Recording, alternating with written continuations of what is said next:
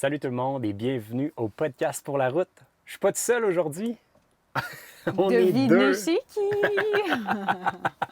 J'ai de la visite au podcast pour la route parce que j'avais besoin de la reine des aménagements de VR avec moi pour la discussion d'aujourd'hui parce qu'aujourd'hui, on va parler de toutes les sortes d'aménagements de VR. On a visité des salons du VR un peu partout en Amérique du Nord, au Québec, on a visité en Floride, on a été en Europe, on en a vu en tabarouette des VR, toi puis moi, Val. Ben Puis oui, ben pour ceux qui sont à l'écoute juste seulement via audio, ben c'est Val, c'est moi la conjointe il d'Alexandre. n'y en a pas d'autres, là, Non, il n'y a pas des d'autres invités. invités. Ah, Fait que aujourd'hui, c'est ça, je voulais t'avoir parce qu'autant moi, je me considère comme quand même assez spécialiste au niveau des points plus techniques, mais au niveau des points plus d'aménagement de type, que ce soit banquette, lit fixe, que ce soit dormir dans une capucine, bref, on va jaser de tous ces sujets-là aujourd'hui ensemble, puis je voulais avoir ton point de vue. Fait que là, pour que vous sachiez, Val n'est pas au courant du tout de toutes les questions que je vais lui lancer. J'ai tout préparé ça d'avance. Puis je voulais pas lui montrer d'avance parce que je voulais avoir vraiment son avis honnête sur le moment, sur chaque point. Mais avant d'entrer dans le vif du sujet, j'ai eu un enjeu dernièrement, Val, en publiant mes vidéos sur TikTok parce que je réalisais qu'il y avait juste des Mexicains qui voyaient. J'avais un problème parce que TikTok, c'est vraiment géolocalisé. Puis quand on publie nos vidéos, il montre aux gens qui sont autour de nous. Puis là, ben, étant donné qu'on est au Mexique, les vidéos que je mettais sur TikTok étaient toujours montrées à des Mexicains. Fait que là, j'avais des commentaires de Mexicains, mais c'est pas vraiment le public que je tente de rejoindre avec mes vidéos. Puis ils doivent rien comprendre de ce que je ben dis. non.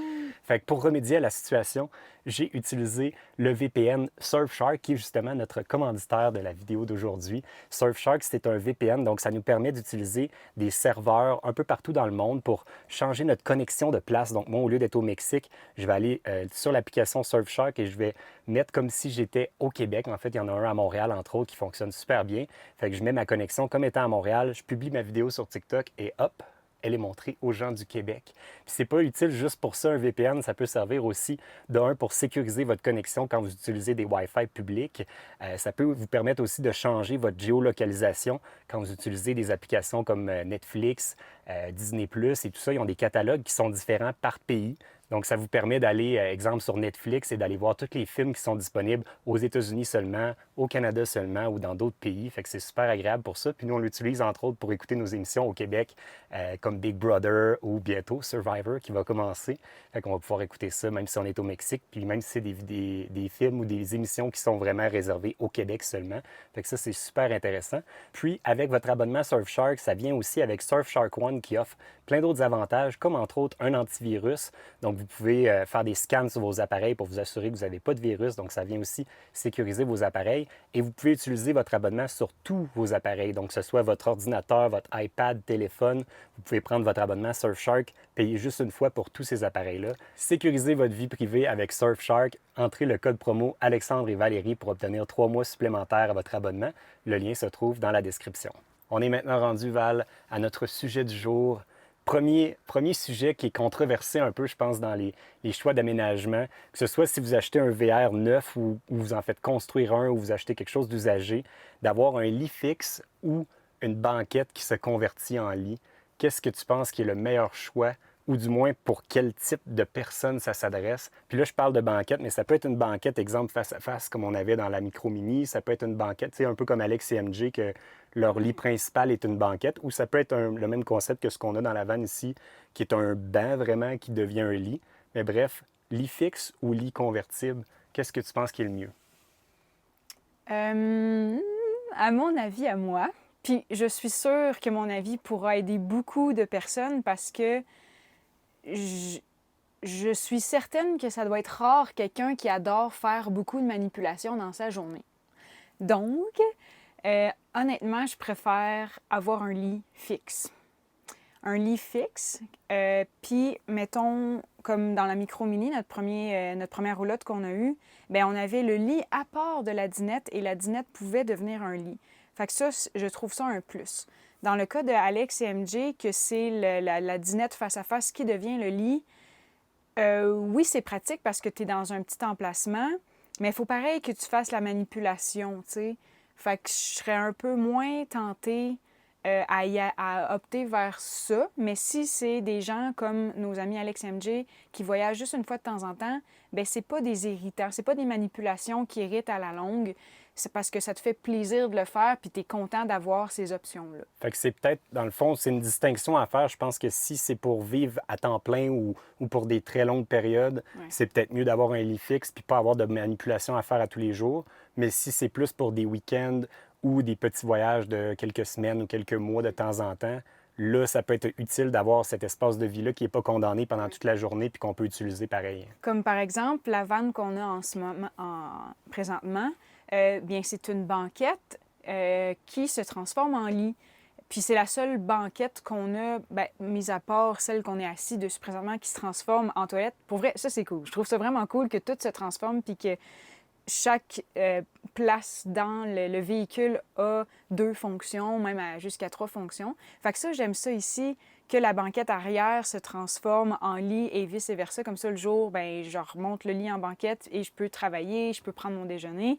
Fait que c'est super agréable. Chacun a comme ses avantages et désavantages. C'est agréable, mais ce qui est irritant à la longue, c'est vraiment de faire ces manipulations-là le matin et le soir. Même si, mais par contre, Mais il faut pendant savoir que longtemps. Tu sais, comme là, on fait un petit voyage au Mexique de 4 mois, puis je commence déjà à trouver ça dur moi-même. Là. Tu sais, pourtant, elles ne sont pas longues parce qu'il Non, faut c'est dire vraiment qu'il vite. y a des VR où sont vraiment bien optimisées les manipulations. Comme ici, Safari Condo, tu vois que c'est une compagnie qui est là depuis longtemps puis ils ont vraiment optimisé. Tu sais, en réalité, la manipulation n'est pas longue. C'est comme Non, c'est à peu vite. près 1 minute au total, mettons, toutes les manipulations, mais c'est de le faire à tous les jours.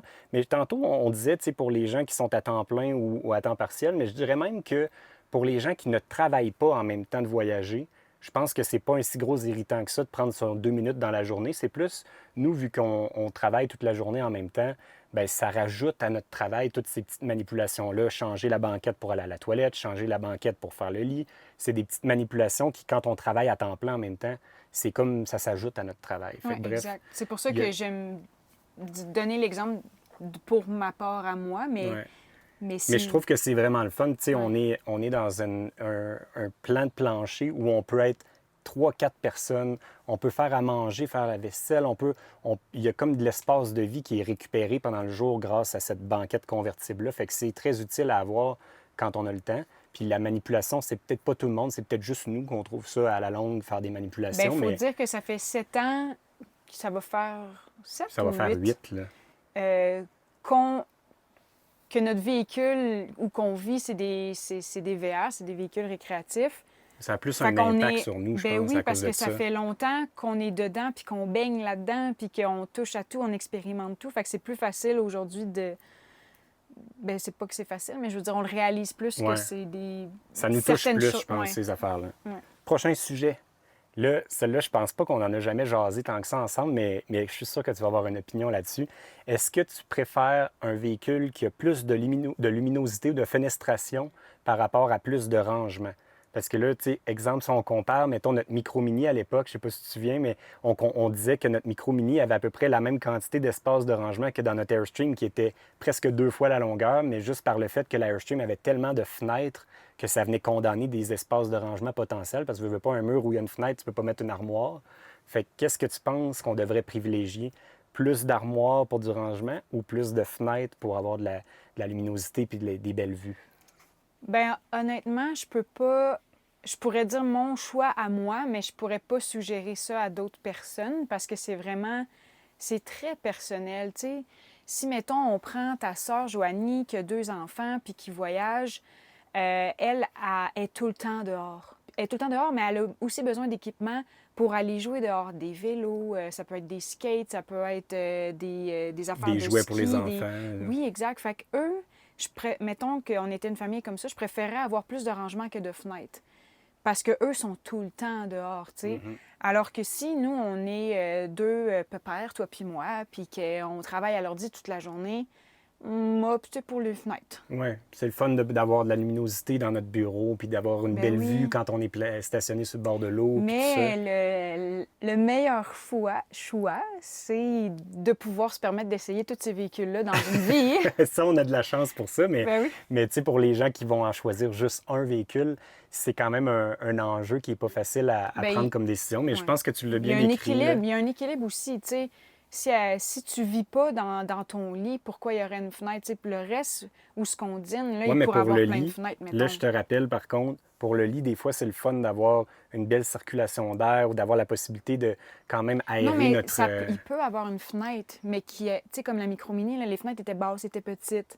On Ouais. pouvait ouvrir la fenêtre, mais on n'avait pas la vue, on n'avait pas la luminosité, mais au moins, il y avait des fenêtres Mhm. pour Pour créer créer un peu d'aération. là. l'aération, tu sais. Ouais. Fait que, mais il y a, ben aujourd'hui, je pense que les véhicules, ils essayent de faire un bel équilibre entre ces deux-là, puis je pense que Ouais. c'est Mais pas un tu vois quand problème même un aujourd'hui. mix, quand même. Tu sais, comme nous, on a un plan de plancher qui optimise vraiment la luminosité puis la fenestration.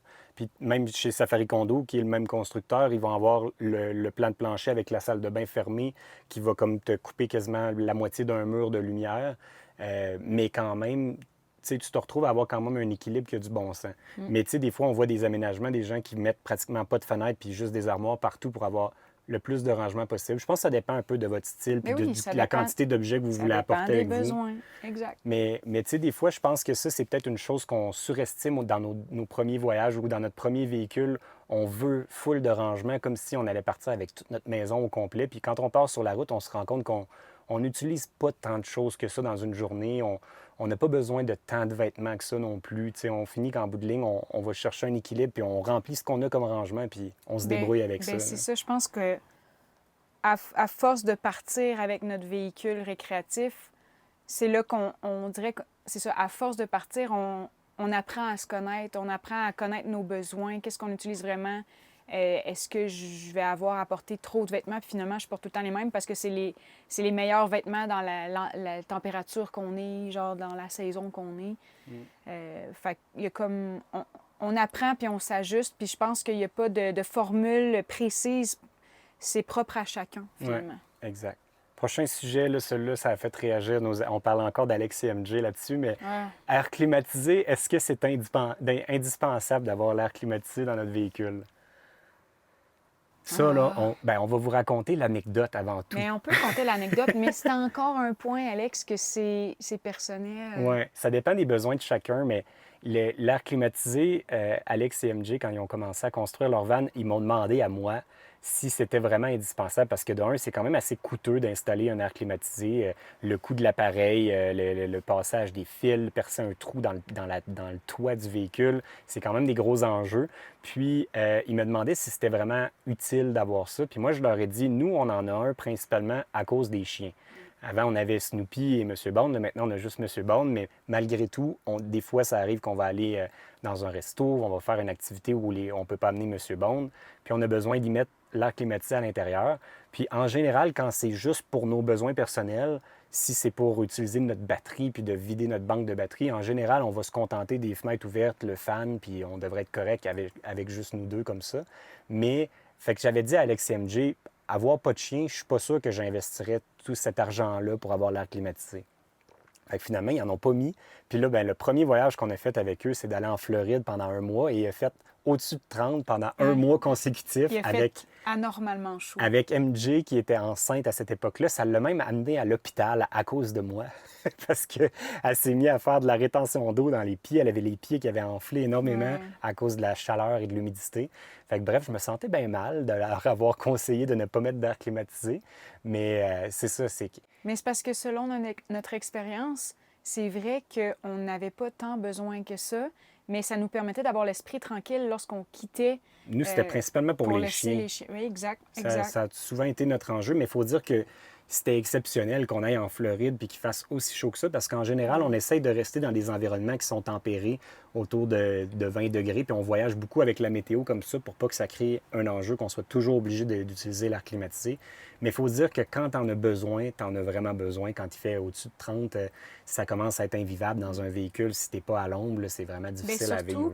Je pense que si vous êtes en réflexion d'installer ou non, ou de prendre une option d'air climatisé ou non sur votre véhicule, Je pense que c'est surtout une question à se poser de c'est quoi les destinations que vous voulez faire, puis c'est quoi les températures au moment où vous voulez y aller. Parce que c'est sûr que si votre but, c'est de faire que de la Floride l'hiver, puis de rester au Québec l'été dans les régions où il fait chaud, peut-être que là, ça peut être indispensable. Si vous pensez un peu comme nous, de voyager au gré du vent avec la météo, puis de ne pas rester dans des endroits où il fait 35 pendant une semaine, que vous allez juste changer de place, bien là, peut-être que vous êtes capable d'éviter cette dépense-là. Puis un détail aussi d'air climatisé, ça va aller selon votre grosseur de véhicule. Oui. Parce qu'il y en a des longues roulottes qui vont avoir besoin de 2 airs climatisés pour fournir la grande superficie. Alors que nous, dans nos VR, la Airstream, il y en avait un. Oui, il y en avait Il y en juste avait un, mais il y un. avait l'option d'en avoir deux. Mais c'était suffisant. Ben, c'est parce qu'on n'a pas été, mettons, à des endroits où il faisait super chaud. Mais je me Ouais. souviens que quand il faisait très, très chaud, notre seule unité, elle était dans le piton, puis il y avait de la misère à garder ça. Il ne fallait pas l'arrêter du tout. Il fallait qu'elle roule à longueur de journée pour garder ça en bas de Ouais. 23, mettons. Ouais, c'est vrai. Fait que c'est ça. Fait qu'il y a ça à réfléchir. Il y a le volet d'en avoir un ou deux selon la taille de votre véhicule. Puis là, quand vous tombez à deux, bien là, vous tombez avec des prises de 50 ampères qui ne sont pas disponibles partout, que c'est plus rare à trouver ça vraiment juste dans des gros RV resorts ou des gros RV parks. Puis comme ici au Mexique, entre autres, vous ne trouverez pas ça partout, là. Puis sinon, l'autre enjeu, bien, c'est de, si vous voulez le faire fonctionner off-grid, sans être branché dans un camping, bien là, ça vous prend un gros kit de batterie. Ça prend idéalement un air climatisé 12 volts pour être capable de le faire rouler à plus long terme. Fait que là, c'est des plus grosses dépenses. Fait que c'est vraiment à réfléchir de ce côté-là. Mais bref, c'est un peu le même thème dans tous les sujets qu'on discute ensemble aujourd'hui. C'est qu'il n'y a pas de réponse officielle de ça prend ça ou ça. Ça dépend tout le temps de votre situation, mais je pense qu'on essaie de... Non, mais c'est bien parce si on touche à tous ces points-là, les gens ils peuvent. C'est ça mon but. C'est comme des aiguillés qu'eux autres, ils se disent, ah ben moi, je suis un peu comme ça ou moi, je suis comme ça, puis qu'ils puissent un peu prendre leur décision en fonction de ça. Après ça, dormir dans une capucine, comme dans un classé ou dans un campeur porté, penses-tu que c'est faisable? Est-ce que tu as aimé ton expérience? Bref, c'est ça que je voulais parler parce qu'il y a beaucoup de monde qui privilégie... Mon point était plus qu'il y a beaucoup de monde qui privilégie les formats classe B comme on a, mais il existe des classes C qui sont à peu près du même format où tu vas avoir la capucine pour dormir en haut, mais que ça te libère beaucoup d'espace de vie en arrière. Mais je trouve qu'il y a beaucoup de gens qui éliminent tout de suite l'option de la capucine. Je ne sais pas si c'est par question de look extérieur ou par question de ne pas vouloir dormir dans un petit espace mince comme ça. Fait que bref, qu'est-ce que tu en penses, toi, dormir dans une capucine? Ben, Capucine, ça a été toute une histoire pour moi parce que dans les débuts, la première fois que j'ai dormi dans une capucine, c'était très peu espacé. Le plafond était très proche de mon visage. Et puis, on était dans une période où les nuits étaient fraîches, donc on avait mis du chauffage. Mais le chauffage pointait vers nous et on n'avait pas ouvert de fenêtre, donc aucune circulation d'air. Bien évidemment, j'ai manqué d'air. Manquer d'air égale j'ai paniqué parce que là, essaye de sortir d'un tout petit espace, essaye d'atteindre la porte. Ça a été compliqué pour moi. On avait à ce moment-là temporairement acheté une caravane portée de marque Palomino. Oui, c'était avant d'avoir le Lucky, dans le fond, Ouais, en c'était attendant juste de avant. l'avoir. Exact. Puis, mais j'ai compris, tu sais, je me suis calmée, je me suis écoutée, puis je me suis réessayée, je me suis pas laissée avoir par ce malaise-là. Puis finalement, j'ai compris que ça me prend une fenêtre. Si vous optez pour un véhicule avec capucine, ben ayez des fenêtres, au Ouais. cas où. Ou du moins la personne qui est la plus claustrophobe ou qui peut plus paniquer comme ça, c'est important qu'elle ait au moins accès à une fenêtre proche pour être capable de l'ouvrir et avoir un peu d'aération. Puis j'aime ça, une capucine. Pourquoi? Parce que c'est justement ça, tu l'as dit, Alex, c'est une pièce à part. C'est en dehors du reste de la vie, tu sais. Comme... On avait vraiment l'impression que tu étais comme dans une chambre Ben si oui. moi je t'ai réveillé oui, le matin. c'est une pièce puis... séparée. Ouais, ça c'était le fun pour ça, je pense, d'avoir ça. Ben oui, un comme bon ça, moi, point. je peux rester... Tu sais, si, mettons, ce matin, j'ai goût de rester dans le lit parce que j'ai mal dormi, ben je peux rester dans le lit. Tu peux faire ta journée, tu peux cuisiner, tu peux travailler, comme si j'existais pas, comme si j'étais dans une pièce à part. Oui, puis même, on parle tantôt de transformer la banquette en lit, mais même de faire le lit, je veux dire, vu que c'est comme en haut, là, mettons que tu te lèves puis ça te tente pas de faire ton lit, tu laisses ça en haut Ben puis non, c'est pas parce grave. que je dépends pas du lit, tu sais. Comme ici, à tous les matins, je dois faire le lit pour pouvoir déjeuner et travailler. En fait, je pourrais venir travailler Ouais. avec toi en avant. Je pourrais le faire, Oui, c'est tu vrai. pourrais le laisser en lit pareil. Je pourrais le faire. Mais c'est juste qu'on profite du fait qu'on a les deux espaces, puis qu'éventuellement, dans la journée, ça va être pratique d'avoir la banquette, fait que tu le fais le matin pareil. Ouais. Mais j'avoue que quand même, tu sais, Mais tu sais, le même... concept, c'est que tu as un lit fixe qui est Ouais. toujours là, puis il est à l'écart, il n'est pas dans les jambes, il nuit pas, puis il te sauve de l'espace de vie quand même, malgré tout. Ouais. Mais, Pour ça, Capucine, j'aime ça. ouais. Mais l'enjeu, par contre, avec les VR et Capucine, ben, c'est souvent qu'on se retrouve à avoir un véhicule qui est plus haut, avec un centre de gravité plus haut, plus de risques d'accrocher avec les branches sur la route. Ça tient un peu moins bien la route qu'une vanne traditionnelle comme ça ici. Fait que bref, chacun a ses avantages et désavantages, mais je trouve des fois que les classes C sont un peu sont pas assez populaires pour ce qu'ils devraient.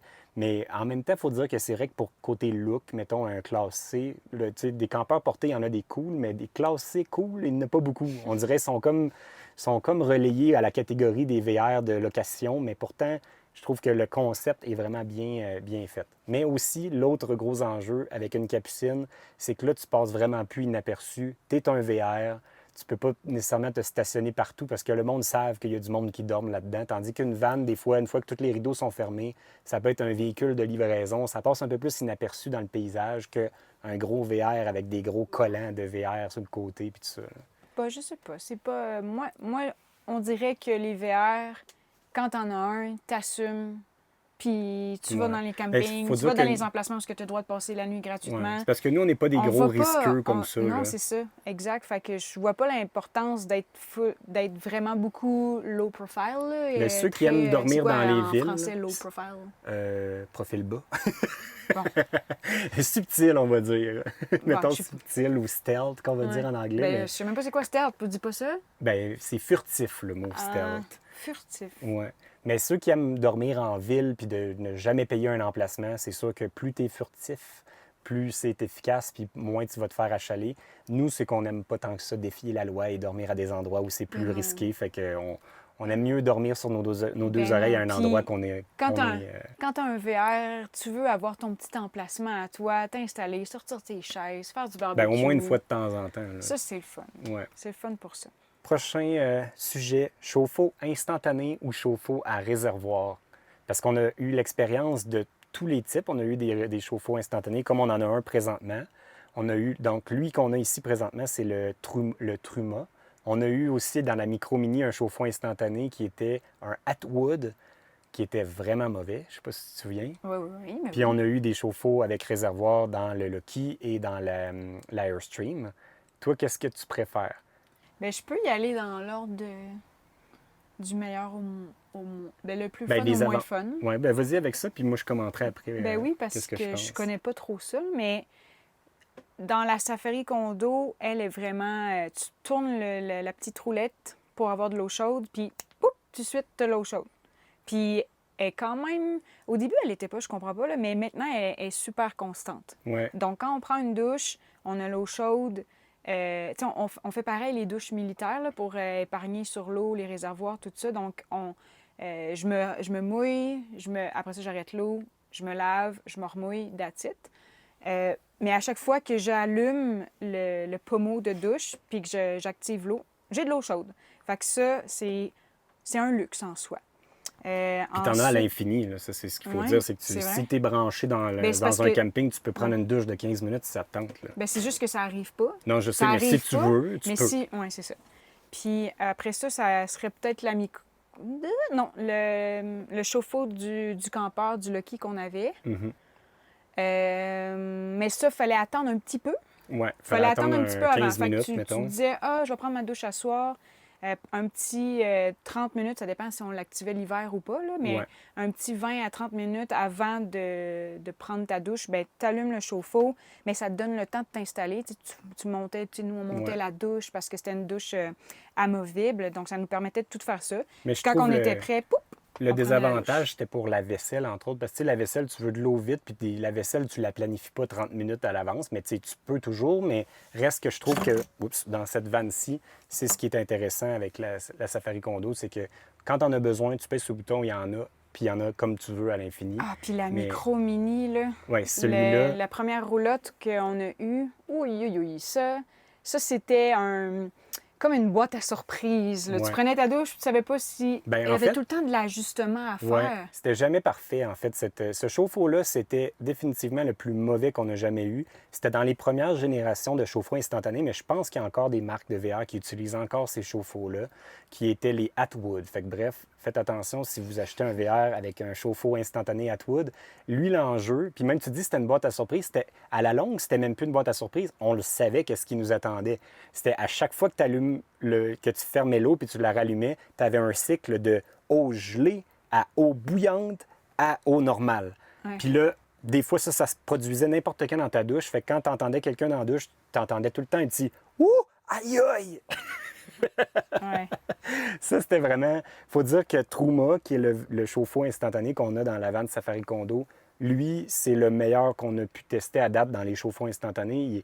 Il n'y a pas ces cycles-là. Des fois, ça arrive là, qu'on a un petit bout, une petite variation de température dans l'eau, mais d'un, sont moins drastiques puis sont moins fréquentes, on va dire. Il y en a de temps en temps, mais Ouais, c'est ça, en je disais, ça général, arrivait ça fonctionne quand on bien. était plus au nord, avec les températures un peu plus fraîches, on dirait qu'on le ressentait beaucoup. Mais là, depuis qu'on est ici, un peu plus au sud, je trouve que ça l'arrive. Ça m'est pas arrivé. Ouais, Ça ben m'est c'est parce pas qu'il faut que tu réarrivé. dises que dans le fond, l'eau elle arrive du réservoir qui, lui, est un peu régi par la température extérieure. Fait que, tu sais, s'il fait bien froid, Ben ben, oui. l'eau qui arrive dans le chauffe-eau est bien froide. Fait que si jamais le chauffe-eau il laisse passer une petite graine d'eau qui n'a pas eu le temps d'être chauffée, ben, elle est très froide.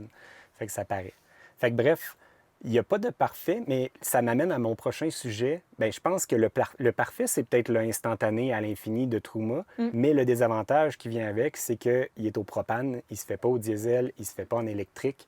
Fait que ça prend nécessairement un Puis- réservoir de propane avec. Puis ça, Ouais. c'en est un désavantage. Ça, Ben c'est oui. certain d'avoir un autre type de carburant à bord, d'avoir, tu sais, quand tu passes dans des tunnels, il y a des endroits où tu peux pas, où il faut que tu fermes ta bonbonne. Quand tu prends des traversiers, il faut que tu trouves des endroits pour les remplir, tes réservoirs. Fait que bref, il y a ce désavantage-là qui vient avec. Mais il y a aussi, tu sais, tu parles des choix de système de chauffe-eau.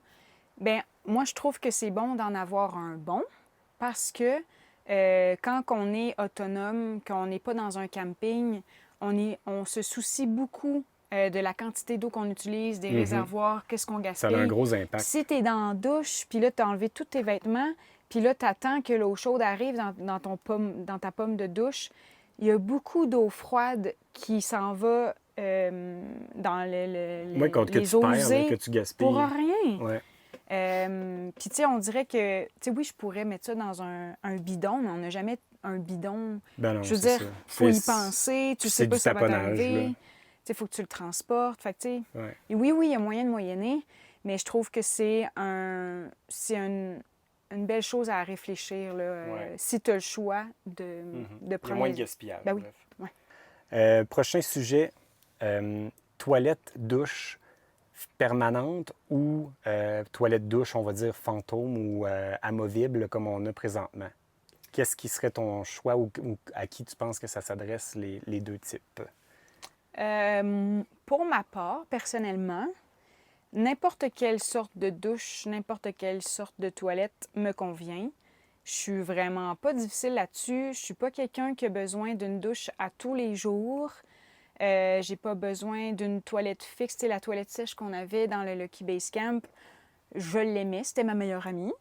Puis la gestion était facile, c'était simple. C'est sûr que dans la manière qu'on a utilisé le Lucky puis les endroits qu'on a utilisés, ça nous permettait d'avoir une belle toilette sèche.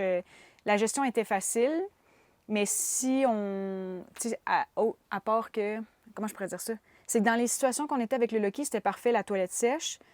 Mais si on avait eu un VR avec une toilette chimique, on n'aurait pas pu aller aux endroits qu'on a fait. Tu sais, mettons, Oui, parce qu'il y a des enjeux avec l'hiver où il n'y a pas de dump station pour aller domper ton réservoir d'eau noire. Fait que ça, c'est clair que c'est un désavantage si tu veux utiliser ton véhicule en hiver. Mais comme moi, si je vais avec mon avis personnel, parce que c'est ça, on est deux très personnes différent. différentes pour ça. Moi, j'ai besoin de ma douche à tous les jours. Je suis quelqu'un qui a chaud tout le temps. Je sue beaucoup. Fait que moi, si je prends pas ma douche à tous les jours, ou du moins au moins aux 2 jours, je me sens pas bien dans ma peau, là. Je suis sale, je pue. Fait qu'il y a le volet que je prends souvent des douches. L'autre volet de la toilette, ben ça s'est développé avec le temps. Avant, c'était pas tant que ça un enjeu, mais j'ai développé avec le temps des problèmes d'intestin qui m'amènent à aller à la toilette plus souvent. Puis ça devient un peu plus un irritant de devoir toujours convertir ou devoir, tu sais, si on n'a pas une toilette fermée, ben là, il faut que soit que Val sorte ou que je mette un rideau ou quelque chose pour séparer les gérer les espaces, odeurs. puis gérer les odeurs. Fait que bref, moi, pour ma part, les prochains véhicules, si je devais en acheter un, je vais en prendre un avec une toilette douche fermée. J'ai fait le test des deux et je préfère avoir ma toilette douche fermée. Au péril de perdre de l'espace de vie, parce que c'est fun comme dans notre plan de plancher présentement d'avoir autant d'espace de vie, mais pour moi, c'est rendu plus important d'avoir ma toilette douche séparée. Mais le pire, c'est que le moi de v'là 7 ans, peut-être qu'il aurait été plus à l'aise que moi d'aujourd'hui, mais bref, nous... Mais un autre aussi point, c'est que, tu sais, mettons pour ma part, n'importe quelle sorte de toilette me convient, n'importe quelle sorte de douche me convient, mais au moins qu'il y ait une toilette et une douche. Oui, nous, on On serait pas serait pas capable capable de de ne vivre. pas du tout n'en avoir à Ouais. même le véhicule, si on serait pas capable. C'est comme la vanne de Dominique de Van Life Saga, qui lui a toujours eu des véhicules avec Attends, pas de toilette douche. on serait capable. On serait juste... Ben moi, C'est moi pas, je c'est serais pas pas. nous, Non, c'est juste moi pas nous. moi je serais pas capable, je te dirais, parce que Ben, on l'a fait. On avait... juste, tu sais, je te replace juste quand on est au Québec puis qu'on se promène, mettons, puis on va faire des commissions avec notre Ah Aztec. oui, oui. Ça nous manque d'avoir une toilette en arrière, même juste pour aller à l'épicerie, puis t'as une envie qui te prend, ben là, hop, t'as ta toilette déjà. Ben, pas juste la toilette, tout. Ouais. Tu sais, le frigidaire, on traîne notre frigidaire, on traîne nos vêtements. Tu sais, tu peux te changer sur place. Tu traînes tout le temps la nourriture du chien. Mais tu sais, même le concept de douche extérieure, là, de ceux qui n'ont pas de douche à l'intérieur puis qui sont obligés de prendre la douche dehors, moi, on dirait que ça m'est pas arrivé souvent d'être dans des endroits où je me sentirais vraiment à l'aise de prendre ma douche dehors. Tu sais, même avec un rideau, là, c'est pas une question du rideau, mais de un, ton savon, ton eau coule tout à terre. Tu sais, tu fais pas ça dans un stationnement public. Tu sais, ça se prête peut-être juste à des emplacements vraiment en boondocking, dans le bois ou à quelque part dans le désert où tu es tout seul. Mais tu sais, juste la première fois que j'ai essayé de faire ça avec la Palomino dans le temps, on était dehors dans le milieu du bois au Saguenay, puis je commence à prendre ma douche, puis il arrive des gars en motocross en arrière de moi qui me gênent un peu pendant ma douche. Alors que tout le reste de la Il y journée, avait c'était pas personne. tranquille. Ah. Fait que bref, nous, ça, c'est non négociable. Il va toujours avoir une toilette et une douche à l'intérieur. Puis là, ben, à cause de moi, elle va être fermée si on en rachète un. Par contre, tu sais, là, on en a une qui n'est pas fermée, puis on vit très bien avec ça. Mais en acheter un qui serait le nôtre pour toujours, là, investir un montant d'argent dans un véhicule, moi, il y en aurait une fermée éventuellement. Cerner vraiment vos besoins, c'est vraiment comme ça, je crois. Ouais. Là. Allez-y par élimination, allez-y avec ce qu'on vous dit, parce qu'on est toutes différents, Ouais. vraiment. Après ça, ben, je reste dans le sujet des toilettes Ben douches. oui, évidemment. Toilettes fixes ou portatives, chimiques ou compostables? Qu'est-ce que tu as le préféré, toi, dans les différents types de toilettes qu'on a utilisées? Elle du campeur, là. Celle du Lucky, qui était, dans le fond, une toilette compostable, qui était la Seahead Composting Toilet, que nous, on avait converti en toilette avec des sacs au lieu de la portion compostable. Nous, la toilette compostable, ça n'a jamais vraiment fonctionné. Ça dégageait tout le temps des odeurs. Peut-être ceux qui ont la toilette la plus évoluée, la Nature Head, qui, elle, a vraiment une ventilation. Peut-être que celle-là, ça aurait peut-être mieux fonctionné que la Seahead, qui était vraiment fermée. Mais nous, ça dégageait toujours des odeurs, ça sentait pas bon. Ben, puis... dis pas nous, parce qu'il y a juste toi qui l'as essayé. Oui, ben en tout cas, moi, ça Oui. dégageait tout le temps des odeurs. Et Mais voilà. bref, on a une vidéo là-dessus complète où on fait des tests et tout ça. Mais, fait que bref, on a fait la conversion avec des sacs. Donc, à chaque fois qu'on avait un numéro 2, c'était dans un sac et on le jetait dans n'importe quelle poubelle sur notre chemin.